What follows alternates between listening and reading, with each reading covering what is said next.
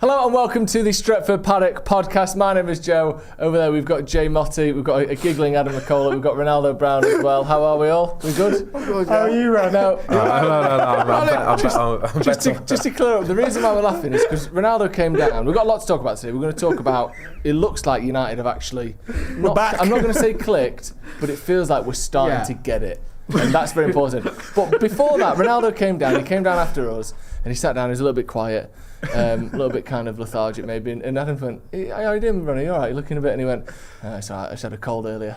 Like as though he had it for sort of 15 minutes, and then it sort of blew through him like a house with the doors open. So how are you feeling after your quick cold? A little bit better. Good. Just what I mean. Some after effects of my cold that I had earlier, but you know, I'll be fine. Feeling better now. We've got loads to talk about. First of all, You've just given me a six-pack. yeah, vibrating stomach abs. Let's start a little bit with the game yesterday. Yes. And use that as a kind of reference point for a few other things. So, United obviously winning 3-0. Mm-hmm. This is off the back of scoring a few goals against Sociedad as well. In that game, another 4 goals there. It's the first, I don't know when the last time we scored 7 goals in 2 games is, but it's certainly been some time. Did you feel in those 2 games in particular, and maybe even the Arsenal game, Jay? Yeah. Just generally, before we get into specifics, that we're starting to see a team that looks like they know what they're doing?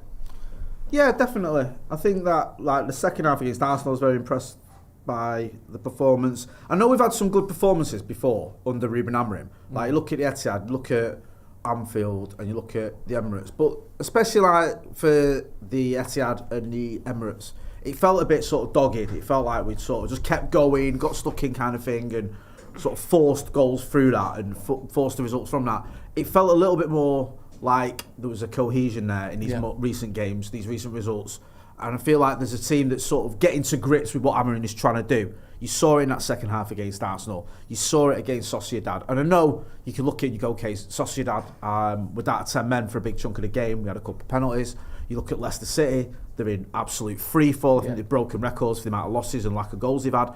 But United have struggled against lower teams all season. We struggled against Southampton for an hour, who are looking like they're going to be the worst team in Premier League history. So you can't take it for granted just because it's lesser opposition.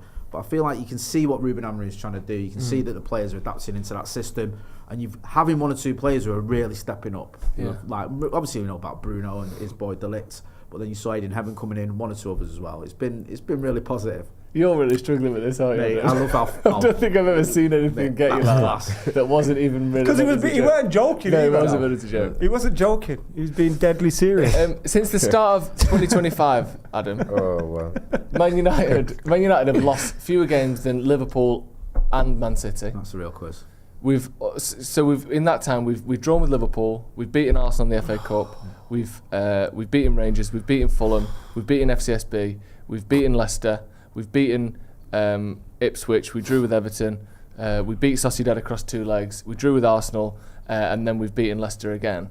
There aren't huge scalps in there. I know there's a couple of draws with big teams. We've not got that kind Although of generally our form against the bigger teams, if you separate that, and I know it's bigger teams, our form in the bigger games has been better than in the not so bigger games. Not every game means the same thing, but I think our form in the bigger games has been better. But did you get it?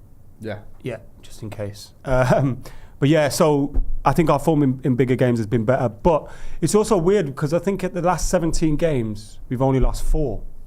And I know that's still a lot for Manchester United. Like, we shouldn't be losing 25% of our games. But it doesn't feel like that. But I think since the Fulham game, which I was really gutted to lose in the Cup because I love the FA Cup, I think it's really important, especially when you're not having a great league season. Our form something seems to have clicked. I don't know what it is. Maybe it could be that we've got such a shorter pool of players that it's easier to kind of drill that group into the way that we're playing. But we've also seen some of the players step up and start performing as well. Like Casemiro's come back into the mix. Looks like he's a decent player. We've added Aiden Heaven into the mix, who, has taken his chance really well. I think Patrick Dorgu's been a great addition to the team in terms of what he does, and I think he will be important. And it's a good example of what the manager can do when he gets his own players into the team. So I've been really impressed, but it's also it can also be a bit misleading because the pressure's off. So we always see, I think Arsenal are one of those teams that, you know, traditionally you say once the pressure's off, they start performing towards the back end of the season, but it means nothing by then. So I don't want to get too carried away and, you know, go too far ahead of myself, but something seems to have changed. And even the mood amongst the fans, I know our away ends are always great, and even like the dark days of Moyes and Van Gaal and stuff like that, we still had great away ends, but you know, you see that away end at Leicester the other day. Yeah, unbelievable. Absolutely bouncing. The Ruben Amorim song stuck in everyone's head. And it feels like something has changed. I was also happy I thought Jim Ratcliffe dodged a lot of questions, especially on ticket pricing and kind of like, you know, the 40k for ex-players and stuff like that. Like, I thought it was weird for him to go, well, that's not my decision. Yeah. Because now look, I know when you're a CEO of a big company or a co-owner of a big company like Manchester United, you're not going to make every minute decision, right? But he also alluded to the fact that the criticism and the scrutiny that he was under was kind of getting to him. So if that's the case, then when those decisions are made, you should be across all of them and know how it's going to reflect upon you. But the one thing that he came out and said was, I'm wholeheartedly behind Ruben Amorim. He's my guy. I've been impressed with him. He's not really got the players, and I was buzzing to hear that, and maybe that could have gone through to the dressing room, as well as him kind of calling out Onana and Casemiro and all these players. I disagreed with it at the time because I thought, surely you don't, even if you think it, don't criticise players that are currently at the club that we need to rely on. But that could have lit a fire up some of their asses as well. Yeah. Joshua Zirkzee got booed by Man United fans. Seems to have turned everything around, and something's dropped for him, and he starts to perform again. Now I know he could still deliver with a few more goals and things like that, but should we start booing everyone? Should Jim Ratcliffe? Do you know what? You know the thing with Zirkzee? Yeah, Zirkzee looks like he enjoys being here. Anytime I see him like in and around, you see the BTS footage or him taking pictures after the game with BTS. That's that band in Korea, right? Yeah, exactly. Yeah. K-pop. Yeah. Big fan. No.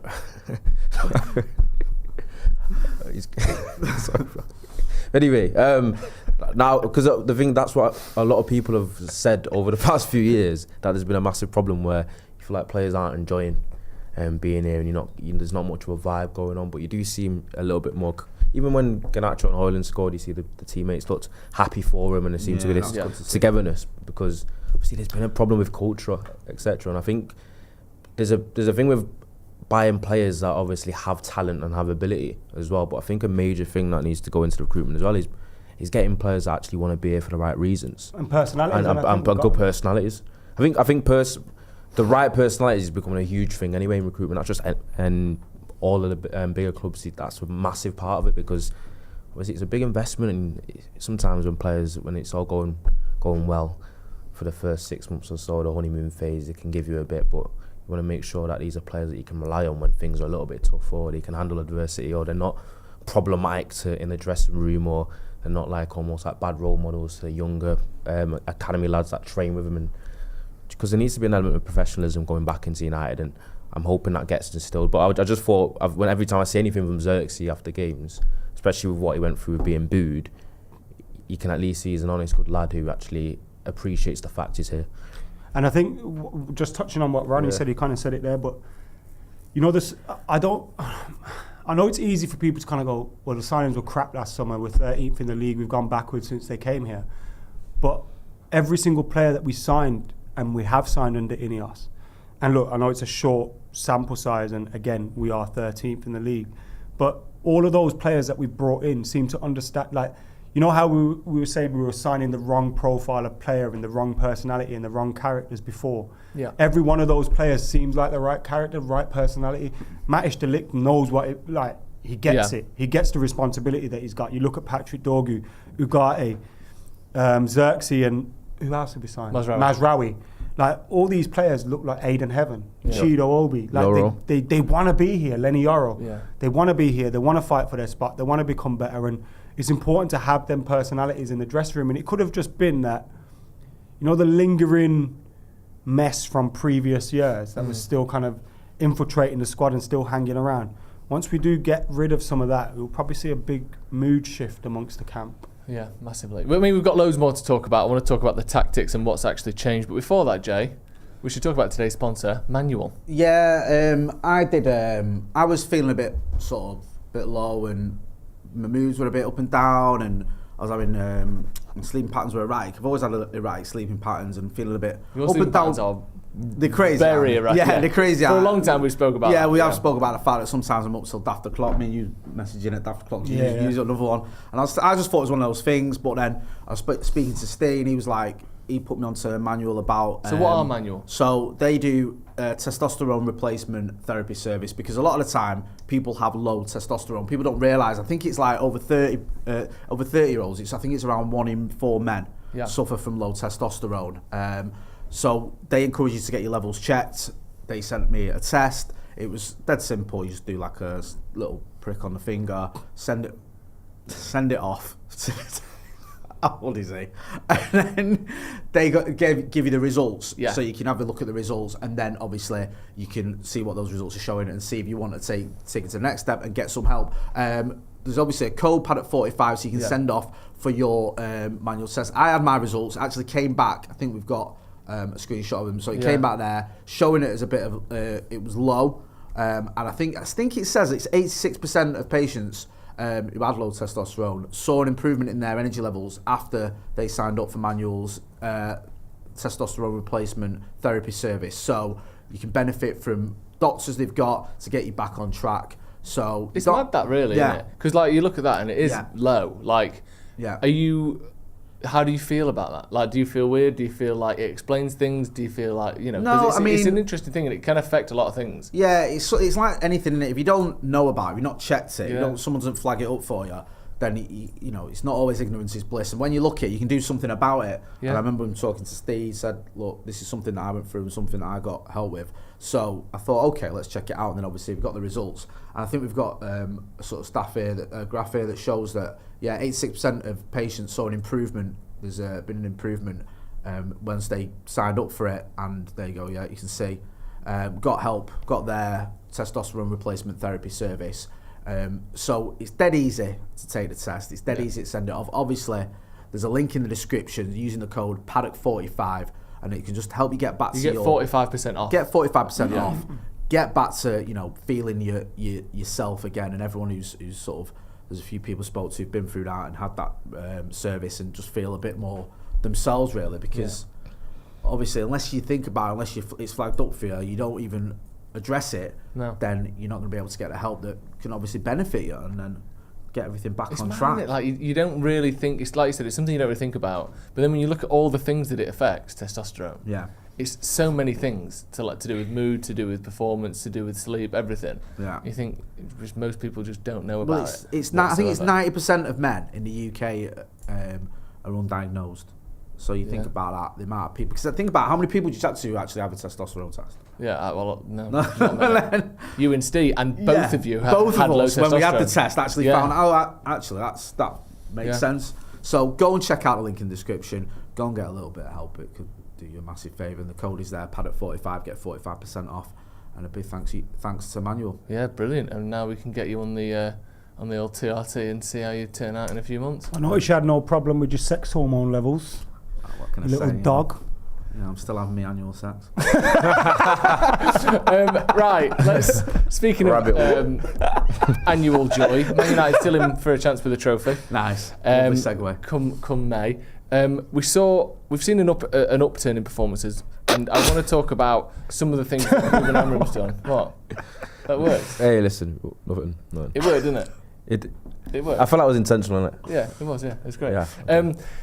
We've seen an upturn in performances, but it's not... I know we've played against poor teams and all that, but I'm not even going to use that caveat anymore, because we look shit against everyone until about 2 months ago. So it's like, we're not very... I don't care. We were bad against everyone. And let's be honest, we played badly in almost every game last season as well. So this isn't even a new problem. Most of the wins we had last year, you were like, we're lucky to win that. Like, we didn't have many dominant controlled performances at all for the last 18 months. So I'm going to take all I can get. Amorim's talked a little bit about changing players around, playing Casemiro a bit deeper, switching Garnacho to the right-hand side. We've seen sort of 3 at the back almost always, but at times during games we'll see spells where it's 4 at the back. We've seen playing a little bit deeper against Arsenal. This whole narrative that he won't change and that he's too stubborn, I think Danny Murphy spoke about it. I think Paul Merson has spoke about it. Lots of pundits have spoke about this. You can't do this in the Premier League, all the way up to he's not good enough, it's not going to work like this. Even though this 3 at the back has been pretty much a constant, Jay, are you seeing enough adaptability from Amorim? Are you seeing these changes, these tweaks that maybe surface level analysts won't notice, but when you actually watch United every week, it's not just the same thing every single game? It's not the same, and this whole 3 at the back thing, I'm like the Fulham game, I was watching it, and the way we were set up for a lot of that game was almost like 4-4-2. Like, it wasn't just 3 at the back. You saw like De Ligt moved into midfield, and it was like, hang on a minute, because I was sitting in a different seat, so you're looking down like directly on it. I thought, that's not just this rigid formation that stays the same all the time. Was that defensively or with the ball? No, that was more out of possession, to be honest. Like, he adapts it, it changes. So it's not just like it's all one way. And we've seen it with certain players as well, the way he's moved them around, he's asked them to do different things. So I think there's this sort of narrative that was built immediately, because you go back to what Danny Murphy said. Danny Murphy said that, I think, after the Ipswich game. We drew at Ipswich and he's like, you've got to change the system. This ain't going to work in the Premier League. Like, it's different when you play Manchester City. Manchester City hasten to add who he beat at Sporting, he's beaten at Manchester United as well. It's like, this ain't going to work. And I think Amorim, remember you saying it, Marco, it's like, long term, he's looking at it and he's going, right, long term, this is what we're going to do in terms of the system. So these players have to get used to it. The club has to get used to it. And these players that have come in are tailor-made for it, and the others are developing into getting used to it. And it's not helped as well by the fact that players who have got used to it and done really well, like Ahmad and like Lisandro Martinez too, for example, have both been injured, long-term injuries. Yeah. But you can see these little green shoots now. And I understand it. I think it would have been much worse if you'd have gone, we're going to scrap that and go back to 4-3-3 or whatever. Yeah. And then you'd have gone, well, what was the point in all that? That was meant to be your trademark, and you just give up with it. So I think he's right to stick to his guns. He is, and I know it's a big if, but if we end the season winning the Europa League and we do all right in the league in terms of like our form going into the summer, people are going to be looking at him going, he couldn't have been more right if he tried. That's what we said we needed though, because when things were going a lot worse a couple of months ago, we did say Amorim most definitely will get the window to get some of his own players in that fits his system, because you see how much of a change even Dorgu coming in provided a little bit of a spark.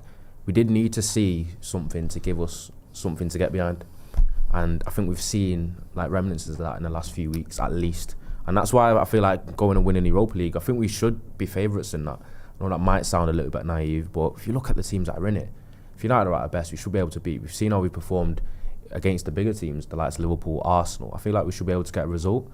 But I'm glad I'm seeing at least a little bit of improvement. We're not getting carried away, but we're at least seeing some positives, and that's what we need. I think also as well, one of the things we've got to remember is he's learning about his players. Like he's spoken about how he now realised Garnacho's better on the right. He was speaking about Casemiro and how he doesn't he asks his midfielders to be moving forward and pressing high on that, and he's gone, well, I realised that Casemiro can't do that, so I have to put the right players around him to enable him to perform better. Yeah. Who was the other one? Dorgu. He switched him from the right to the left. So he's also learning about all his players and what they can do and can't do, which I think is important to see as well, because he is adapting. He's moved Garnacho from the left to the right. So he's learning about his players every single day as well. So we've got to remember, just because we've known these players for a long time, he has to work with them on the training pitch, see what they can do, see how they react in games and things like that, who's leaders, who's not, who needs to be led, etc. So, he's learning about all of his players in real time too, which is easy to forget, I think. And also, like we said, he's not sacrificing his ideas or his philosophies. We're still seeing it what he wants, but we're seeing it with the twist of here's what I've got to work with. Like the Casemiro one's a perfect example. The quote is, I know you referenced the quote, but he said, I think he's improving his game and I'm improving the way I should use a player like Casemiro. I'm not trying to put Casemiro pressing really high. That was after the Sociedad game, so 4 days ago? What I like about that is he's like, when it's easy to go to when a player hears something, the manager going, oh yeah, he can't do this. Yeah. But what I like about it, it's not a negative angle, because he's gone, I'm learning how, he's kind of put the onus on him rather than on the player, which I like. Yeah, it's good that. Also, some of these names that are criticising him, Jesus wept. Whoppers, all of Don them. Hutchinson. Oh yeah, that fucking famous legendary footballer. Another scouts are chatting shit. Richard Keys, fucking former weatherman. Yeah, okay. Well, tell us about the tactical, system that Amorim should be using from all your vast experience of managing football teams. Like, who are these people? No. Do you know what I mean? All right, you might go, well, Alan Shearer's criticised him as well, but how did Alan Shearer get on managing? He got relegated. And I know you are. Who are you? I think sometimes as well you see like pundits who their job is to talk about every game of football that happens across all of European football at time. They are willing, they are expected to have an opinion, and a pretty strong one, on certainly every Premier League team and most teams in Europe. And they can't possibly be watching all these games. They're not. So they'll have this thing where they'll have a sort of a phrase or an idea that they have decided about United, and until we start winning games, I'm just going to repeat that no matter what. So they won't know the tweaks in games. They won't know that half the time, one player will play one side or we'll switch it depending on who we're playing against or whatever. They won't know all of these sort of minute details. So even a pundit that may know more about football or has managed more than we have, the fact that we watch Man United every single game gives us actually a better way to look and more knowledge to talk about these things, because they're just sort of going, well, I watched them 45 minutes here when I was keeping an eye on that score and this score, and they just kind of repeat the same things, and then they go, oh, United have started winning, right, what positive opinion can I now have about them? They don't actually watch and know everything, because they're human beings who have got families and limited time to do everything, but they still have to have an opinion. So half the time you think these are just completely uneducated opinions on United that don't change. With United, it's easy to go, they're not top four, so everything must be fucking shit. Yeah, exactly. And the manager came in, he didn't come into a team that was sitting second in the league and were in a title race. So it's almost okay for him to come in and go, look, let's just use this time to kind of like, almost like a big pre-season. Yeah. Now, I know the results still matter, and, we want to win the Europa League and all that, and we want to win the FA Cup, but he's got to like, drill this system into the players, and I can't wait to get to the end of the season and hopefully have a good pre-season, because it's massively important for us, man. Yeah. So I'm glad we're still in the Europa League, because imagine we wasn't. Well, no, you need that. We'd just be sleepwalking the rest of the season, just being a little bit like. I hope we get past Lyon. Gotta beat Lyon. Yeah, you gotta keep going in that one. It's like a little sort of rod going through the season, and it's like bringing some level of hope. Like, it means that the season isn't this complete, like, crumbling mess. Otherwise, it'd feel almost like an extended pre-season if it wasn't for the Europa League. Yeah. Because this is normally the time of the season where a couple of teams start performing a little bit like on the beach a little bit as well. Yeah, that's it. If they haven't got too much to play for. But to be fair, with I think, has it been confirmed now, borderline, that there's going to be 5 Champions League positions? There could be 11. So there could be 11 English teams in Europe. Oh, in Europe, I was going to say Champions League. So if you look at, because Newcastle won that now, so they're in the Europa League. Yeah. So if there's 5 Premier League teams in the Champions League, Newcastle, and then Newcastle aren't one of them. Yeah. And then you got the Europa League. Villa could be in. Let's say Villa finished outside the top 5 but won the Champions League. Somehow they could be in there. Yeah. So if we win the Europa League, Europa Conference League spots could be like 11th. So you could have 7 teams in the Champions League from England. That's mad. Is that actually possible, or would they just say? I think it could be possible. For example, if we win, someone let me know. If we win the Europa League, is it still 5 plus us, or do we almost take the 5th spot away? Because they probably have an amount of teams that can be from one league, surely. I don't know how it works. I think we worked it out in the club, and it could be 11 English teams in Europe. Well, it says in on the BBC, it says potentially 6 teams or potentially 7 teams in the Champions League. Yes. Okay. Yeah, which means I don't know if that means it's allowed, or whether it like potentially 7 teams could theoretically qualify. I don't know what UEFA would actually do in that circumstance. No, because there's always a spot reserved for the Europa League. Yeah. It's not like, remember when was it Liverpool won it, and then Liverpool won it and they finished 5th and Everton finished 4th, and then at first Liverpool weren't going to be allowed in it, and then they petitioned UEFA or whatever, and UEFA had 5 teams from England in it because Everton kept their spot. So they always have a spot reserved for the Europa League winners. So what if a team wins the Europa League and finishes in the top 4 anyway? What happens? They don't drop the top. They don't drop the. They don't get another one. So here's what happens. Okay. There could be as many as 7 English clubs in the Champions League. That would be the case if the Premier League's top 5 all qualified by virtue of their league position and UEFA coefficient, and if a Premier League side won this season's Champions League but finished outside the top 5, Aston Villa, and if Spurs or Man United finish outside of the top 5 in the Premier League, and won this season's Europa League. And you get 2 in the Europa. Yeah. And 2 in the conference, or is it 3 and 1? I think it's 2 and 2. I'm not sure, but there you go. So there could be 11 teams in Europe. What does the FA Cup get you into Europe? Yes. Europa in it. So the FA Cup and the Carabao get you into Europe. Because we won it and knocked Chelsea out, didn't we? Right. So the FA Cup and the Carabao get you into Europe, and then into the Europa League, and then finishing 6th will get you into the Europa League as well. And the FA Cup's pretty wide open, isn't it? The rest of the Bournemouth, draw. Villa could win it.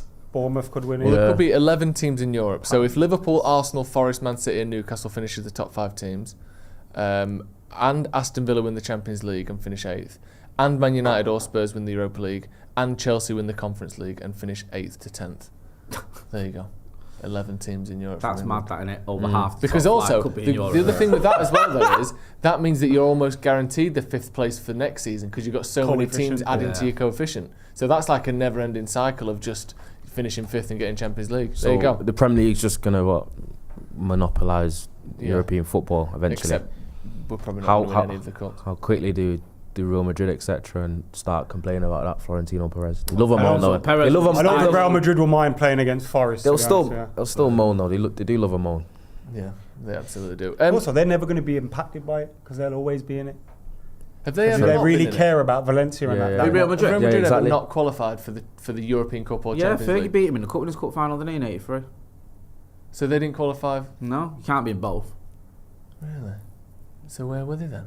No, well that was okay. Sorry, 83, post That's the last top time 4. a manager. Oh, for that's because you had Aberdeen. to be. That's because you had to win the title, didn't you? Beaten. Sorry. Yeah. So since that, So since we played 99 Barcelona in the Winners' Cup final because they won the Spanish Cup, we won the FA Cup. Yeah. So it was like that was when it was like you either won the European Cup or you won the first division as it was then. Yeah. That was the only way you got into it. It wasn't like the top 2. So obviously in that era they were. Sorry, because you said European Cup. No, it was my question was wrong. You were right. So, but since it's been 99 onwards, since top 4 got in, they've never missed out. I don't think so. I think all the big teams like Bayern Munich and teams like that have had seasons. Barca have obviously. We played them in the Europa last season. Season before. Yeah, but I don't know. I don't think Real Madrid have. I think even if they're underperforming years, they were still winning leagues and being there or thereabouts, weren't they? Yeah, they never finished 6th. No, it's like 3rd or 4th anyway. at the very, very worst. Seems like unheard of. Yeah, there's a few players I want to talk about. Some that are going under the radar. Some that are going over the radar, which is a saying that no one's ever said before. I want to start with Bruno Fernandes. We spoke about him yesterday. We've all spoken about him non-stop for the last few years, but it felt as though up until this little mini run that we've had, there was a sort of growing pressure and discomfort around the conversation of Bruno Fernandes. Adam, you're shaking your head. I'm shaking my head, not at you. I really loved your clip yesterday from the review talking about him. I thought it was brilliant. Well done, Joe. Cheers, mate. Thank you. So what do you make of him, what he's done, what he does for United, the quality of him? Obviously, that he mentioned Roy Keane by name yesterday, which I actually really like that. Did you see that? Yeah, he went he just didn't disrespect him. No. He gave him his flowers, and he also said if people want to criticise me, they can criticise me. I'm Man United captain, and of course in some areas I need to improve. Like I thought it was quite refreshing to hear a player respond like that, and I think he also shows you the attitude that he's got, because a lot of players would have threw their toys out of the pram, probably posted a little cryptic post on Instagram or some bollocks like that, and he's gone, no, fuck this. Yeah. Roy Keane's one of the greatest captains to ever play for Man United. Watch this. Yeah. Like, he's responded well to it. I don't think he's responded negatively to it at all. And look, Bruno Fernandes is remarkable. I think it's his second best season in terms of goal contribution so far. It could go on to be his best one. He's on a 31 goal contribution season, 16 goals, 15 assists. I think when you look at his stats, they're incredible. But then you just look at him beyond the goals and assists and what he does now. Of course, sometimes he gets frustrated and he gets angry and all those kind of things. And I think Ruben Amorim mentioned it in his in one of his many interviews that he does. That he does all these interviews and we still can't seem to get him. It's fucking mad, isn't it? But he mentioned that when he gets frustrated at times, he can not trust his teammates, but he starts to run out of position and try to do things. And he's been trying to get across to him that it's important for him to remain in his position and kind of trust his teammates. And I've really liked seeing him drop deep, because without Kobbie Mainoo, who I prefer further forward anyway, just like I do with Bruno, but without, it's Kobbie we're missing. We were missing Ugarte for a bit. Obviously Casemiro wasn't being selected. Collier was out injured. We've had loads of different injuries. I've got the quote from that here from Amorim. So he said, "We all know that he's frustrated. We know he wants to win so bad. Sometimes when we're not playing well, he changes position and goes after the ball. Sometimes he needs to trust a little bit more in his teammates to allow them to do their job and help him to play better. We need him. He's always there. He can change position. He can bring the ball forward. He can score goals. He can make transitions like he showed today." That was after last week against Sociedad. So that is what you're saying. Yeah, his goal yesterday on Sunday was magnificent as well. The finish from the low cross was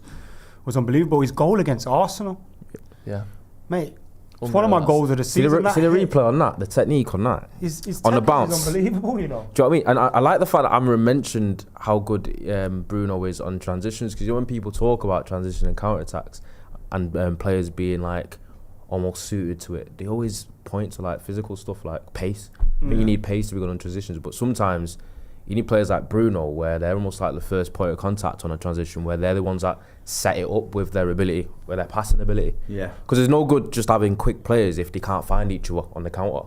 But someone like Bruno and players like him, they're great transition threats, because when they get the ball first, they can find someone, or they can basically set the transition from going forward. I always say that about players like him or or even like an Eriksen, because people always think to be a transitional threat it's just about people that can run very fast, but it's actually a lot more than that. I think in profile as well, Yeah. Eriksen's probably more suited to the deeper role, but that was 10 years ago. Yeah. And that's why it's better seeing him there. And I think the big improvement for United over the last couple of weeks has been, I never thought the back five defence was an issue, because our defensive stats kind of improved. Like, if you looked at the numbers and the shots we were conceding and stuff.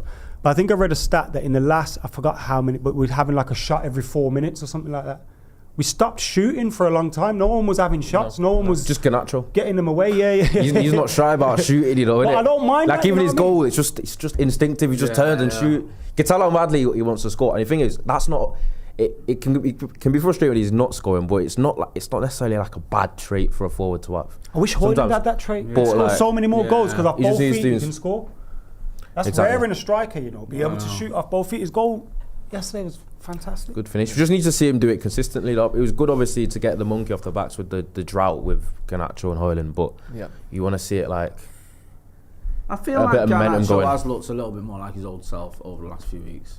Just like the one thing Garnacho, he always wants the ball. He always tries to make stuff happen. I know he can be frustrating, like with his final ball or his decision making. I get all that, but at least he's trying to make things happen. He has that confidence to run at defenders and stuff, where other players will play it safe and go backwards. You need a bit more of that. So I just think we need to get him sort of. I think United just needed to be in a better place over the past couple of years where he didn't have to start as many games as he has. I think that's a big. Really like 30 on the spin under tonight. Yeah, because I don't think there's anything wrong with Garnacho being at a pleasing development where he probably shouldn't be someone that should be starting every single game. He should be able to have those cameos where he's a bit of an impact player and his energy and he's probably our best running behind threat. He does time his runs. Obviously, yesterday he was offside, but that was because Højlund delayed a little bit. But I think in his development for him to be playing week in, week out Manchester United, it's probably hurt him in a way.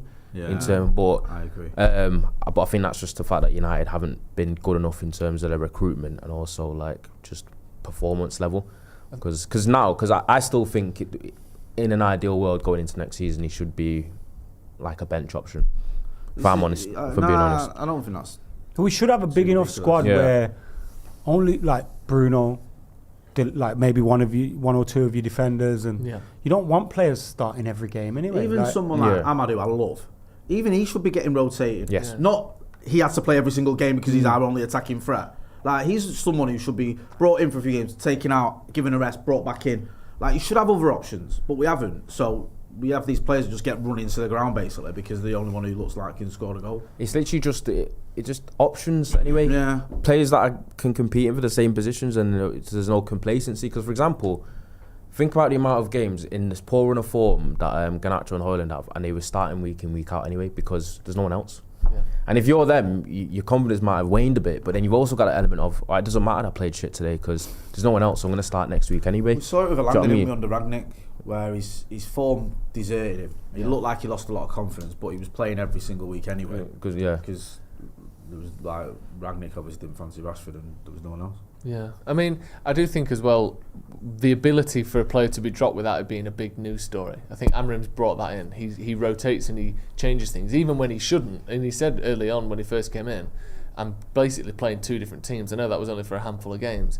But he's meant that if Garnacho's on the bench, it's not a big news story. It's not Garnacho dropped. Because everyone gets rotated. Like, De Ligt will get rotated. Only Bruno, really, and Onana and Dalot just play every single minute of every game. That's because they haven't got no options. Yeah, exactly. But like Mazraoui will often be on the bench. You know, Xerxes will often be on the bench. Not every game, and they play most of them. But to have a player dropped or so-called dropped isn't this big, huge negative story anymore. It's just part of what Amorim does, and that allows him to bring people in and out based on form. And like Casemiro now, he's like a very solid, you know, not ever present, but he's a regular player for Man United. Whereas a few weeks ago he was never playing, and it's not been this big like what's changed, what's wrong, what's right. It's just that's how he does it. So I think he can allow Garnacho a bit more of a rest. When we've got another player, maybe Højlund can have a bit more of a rest without it being this like huge news story that someone's been dropped. We've got loads of people in the comments, obviously. Chris Lee says, thank you, Adam. I've been saying our defence is not the issue for most of the season now. Long story short, we create and score goals, we win games, but we've not been doing that. Heaven Soul with a similar point about making chances says, I've been screaming it. We need to play the numbers game with Bruno. Just start creating insane volumes of chances and eventually they'll go in. That's kind of Bruno's MO, in it. I'm just going to make an insane volume of chances, and if you can score them, great. And if not, we're 15th. Yeah. But I think the last few weeks we've obviously seen an improvement. Westside 22 said, come on, Bruno's improved since he stopped spitting his dummy out so much. On that, was he just moaning at the fact that everyone else is rubbish? I don't even get that personally. Like Bruno being sort of, he is a little bit mardy. I'm not saying I don't see him being mardy or being a bit petulant or whatever, but I think like when you compare him to Roy Keane, for example, who obviously these two are kind of locked together now because of what Roy Keane said. Roy Keane lost his head quite regularly. We loved him for it. But yeah, but he did it in a different way. On MUTV. Yeah, he literally he lost his job because he lost his head. So if you want to talk about losing your head, it's not something that Roy Keane didn't do, but it's because I think when you see Roy Keane, when he loses his head, it's anger and it's a red card or a fight or screaming. When it's Bruno, it's throwing his arms in the air. It wasn't just that. I remember him bollock Ronaldo. Yeah, that's what I mean. He's screaming. Like, his teammates saw his fucking stick that in the back of the neck, start fannying about, kind of thing like that. But he definitely lost his head. Could the difference be though? Roy Keane almost needed that when he was playing. Because some players need to be a little bit wound up to play their best. Okay, whereas maybe they think Bruno, when Bruno gets wound up, his head goes a little bit. But the criticism Bruno gets isn't because Roy Keane used his anger well, because he got sent off and injured people and missed games because of his anger as well at times. It wasn't all positive. I'm not saying he had a lot of weaknesses, but Roy Keane would get pissed off, lose his head, and it would cost Man United at times. That did happen. And I think, but the difference is he expresses his frustration with anger, and Bruno expresses it with sort of mardiness and petulance. But they're almost the same thing, really. They're both just people who have lost their head a little bit. But the anger's seen as masculine and football and this, and petulance is seen as childish and it is. Also, and I think that's the difference. But really, it's the same thing. Roy Keane was bollocking Ryan Giggs and David Beckham and Ruud van Nistelrooy. Yeah. Or Wayne Rooney and Cristiano Ronaldo.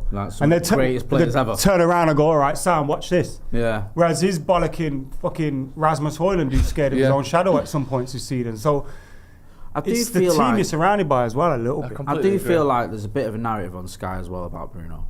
Yeah. Like, it's sort of been building up since the 7-0. Like he wanted to come off the pitch and all this when he obviously didn't. Like they've all seemed to have a little bit of. Like, no one can quite say they really like him, can they? Do you remember when Chelsea was shit last season? Yeah. And Cole Palmer was amazing. Everyone's going, he's the best player in the world. Yeah. Yeah. None of that about Bruno. No one will have it, will they? No one will even know. Do you know what I mean? Like, none of that happens about Bruno. That's actually a mad good point. You know what I mean? That's do you know a very what I thought good was point. good last night? You can rub that. I know you probably That's been didn't watch it, but Wayne Rooney watched the day too. Yes. Wayne Rooney had it right. He was like, look at, because they showed the list of players that had over 50 assists in the Premier League for United, and it's all like Giggs and Rooney People himself. forget Giggs has got 100. I know. Have you seen the jump to Giggs? The jump to Giggs is just unreal. But then Rooney was like, look at the players that we were playing alongside. Look at who Bruno's playing alongside. You've got to give him credit for that. Like, he's being surrounded by players who are often underperforming and aren't that great, yet he's putting up this kind of numbers that would fit into a Sir Alex Ferguson team. Yeah. So I just think he deserves a lot more credit than he gets, and I think a lot of United fans will give him that. Nearly all United fans. It's just for some pundits, they'll never like him. They just won't. No. And he's the sort of player that, because he's A, brilliant, and B, like we said, a little bit mardy at times, he's the sort of player that opposition fans hate. So he's not getting that. You know, some players have that third, like Palmer's a great example. Everyone kind of likes him because he's, you know, no one really hates Chelsea that much unless you're, you know, an Arsenal fan or whatever, and he's or Tottenham English. fan. He's English. He plays for England. He's got this kind of likable personality, and he's got, you know, a lot of things to like. So he gets the benefit of the doubt. Kind of like Steven Gerrard at Liverpool. Yeah, or Jack Grealish, someone like that. You know, where he's a great player, where he was just surrounded by shite. Yeah. But the difference Was is... he a great player though? He was pretty good. He's alright. He was decent. I don't see Bruno Fernandes costing us any league titles. Nicky That's Butt a was good better point. though. If you never get near a league title... You don't have, Exactly. have to cost it. Yeah, exactly. Should we talk about Wally of the Week? Who's been your Wally of the Week, Jay? I'll start with you. This sounds a bit random, right? But The bloke in the shop around the corner. no, he's alright. Me and him have made up. It's kind of Jadon Sancho. Yeah. What's going on with him? What's happened to him? Mate, they're sending him back. I know. I was watching paying Chelsea for him to versus come Arsenal the other day, and I was like, I found myself getting angry with him. Like, Chelsea, come on, man. What's Chelsea up have with you? said we'll hold the fine, whatever it is. They're paying his They'll transfer pay back more to for him Manchester. to come back than Yeah, they would have like, to keep him. It's sad. Imagine that though. They They literally give us 30 mil. Yeah, to what's the obligation? 25. 25 So million, it's gotta be less than that, and the Premier League goes, if you don't do your obligation, that's what it we'll is. fine you 30, and Chelsea like, okay. Yeah, okay, sound. Here's 25. Keep it. Yeah, I was just found myself getting really angry with him. Like, come on, man, do something. What's up with you? He did like a little, like, you know, something of at least nothing, and that'll be it for the next 10 minutes. He's such And a Maresca backed him as well. Player, isn't he? You what, sorry? That's the thing. That's what's the frustrating thing with Sancho is Maresca clearly backed him when he came. He's had 'Cause like 40 games. I think on the Maresca spin or knew of whatever. him from Sancho's City days as well. Right. And he brought him in, and you don't know a gaffer tries to like Yeah. get a tune out of you, and he's starting you week in week out, especially forcing. early on, and he's trying to force you into form, and then you end up letting him down. I It's just a don't sad think state he's job. suited to the. Yeah. It's such a shame, such an abundance of talent, and for him to waste it like this. But then on the flip side, I just don't think he's suited to the Premier League. problem with his- Premier League's too quick. His talent doesn't suit the Premier League because you can be... So he's not particularly quick. He hasn't got a great shot on him. Like, he's not, you know, like a Bergkamp or something where he can put it in from anywhere. He can find... He does them get on back in planes, there. though. He does get on planes. But you know, there's plenty of players who aren't particularly quick, but they can find a top corner or a bottom corner from anywhere. He hasn't got that. He can't go past a man. He doesn't really want to work particularly hard. He seems to have this thing where when he's not playing well, he just sort of gets worse. I don't think he's got any traits that work in the Premier League. And everyone's saying he should go go abroad and these other leagues, which you probably do better. But unfortunately, when you've on the wages he's on, Yeah, no one can I afford don't know that. who's going to be able to afford him because these We're players going to be paying for him to play somewhere these else. players We've these seen players don't Jadon want to take Sancho, play though, cuts. in the Premier League play far better than he is. Yeah, he's Like, also he scored now against City and rock Liverpool bottom and confidence Chelsea when he as was at well. United. He's Yeah. not someone who was crap. We've seen the worst version. I've seen some people try to suggest he'd be good as one of the 10s in Amorim's system. Theoretically, he would. Yeah, I just On feel, paper. I just feel like, But I he don't know. don't- does he And he's press on this well run, enough? is it like 14 games where Yeah. it's been without a goal or an assist? Who's And your- some of that has been against I agree. You think he's Your out of the week he's- is Sancho as well. Yeah, I haven't really got one in my head. But I've got one. I was going to say Maresca. Why? I saw the clip of Timber like arrogantly shaking his hand saying try harder, taking a piss. And I'm not going to say the word. Sausage. Begins with a C. See you next Tuesday. Okay. Anyway, Oh yeah. Oh, yeah. Do you know what I mean? I got really worried for a second. No, It's not it's not that. Yeah, go But, on. and then he literally shook his hand in almost in embarrassment in agreeing when the guy's basically trying to mug you off. Like a cook. Yes. That Yeah. was it. That was many that's the cooks. Just to Well, clear up any... Yeah, it wasn't. Yeah. He nearly did a job. Yeah, like yeah, this. no, Yeah, he he did. It's a good job you said. Oh, we had a way I said it. Yeah, You you made made it that way worse sound than what you were going to say. like, Yeah, what I'll just say it. yeah, thank you. Would have been fine anyway because it wasn't. I didn't think Maresca would be like that. I thought Also, Maresca he would have said- been a bit aggy. He said they lost 1-0 against Arsenal, didn't really ever go for it in the game, and it's 1-0. And he's after the game, he was saying how, like, we did really well to, like, challenge Arsenal and that. It's like, Mate, come on. mate, you're a bigger club than... Like, I can... Because Chelsea, I know Arsenal are a huge club and third most successful in, but those European Cups carry weight, man. And I think Chelsea have become the bigger club in London, and for them to kind of accept that Yeah, it's not good. There's debates about how they've become that, but no, of course there is. But then there's debates about how City. I didn't see that. That's poor from Maresca. Yeah, I didn't see that either. Glenn F with a good point. He says, chinned him. If Joe thought about it, he'd see Sancho's places in the Saudi league. In terms of wages, it makes sense. Surely he's too young to go there, though. Nah, young players go there. Villa. Yeah. Didn't he go there? I know, but there's a difference between John Duran, who's coming off the bench and surprising people for Villa, than Jadon Sancho, who's one of the most famous players in Europe. I know, I'm not saying he won't ever go there. If he goes there... It's based off his past. I know it is, yeah. It's not based off his... Yeah, he's not doing it at all now. No, go on. My Wally of the week is just Liverpool. What the fuck was that? What, you turn up to Wembley and play like that against a team that's not won a trophy in 70 years? Are you fucking having a laugh? But honestly, not only are you top of the league, not only have you got all, like Mo Salah on this record-breaking run, you're playing against a team that has got no pedigree whatsoever, and you're meant to be fucking Liverpool, and you turn up and do fuck all for 90 minutes and just get pushed aside by Newcastle. That is embarrassing. That is an absolute embarrassment. Did you watch the game? Yeah. I've watched highlights. They were just awful, start to finish. They did nothing. You're angry at their performance. I'm happy with it. I'm happy. Of course I'm happy. But what a set of fucking Wallies they are for just turning up and getting pushed aside by Newcastle.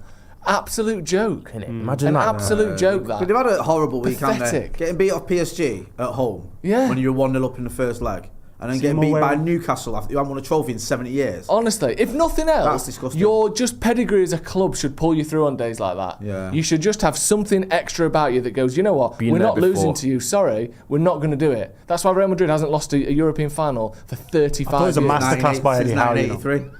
Masterclass by Eddie Howe. 40 years. They went to Anfield and they played a completely different way. They didn't play Isaac.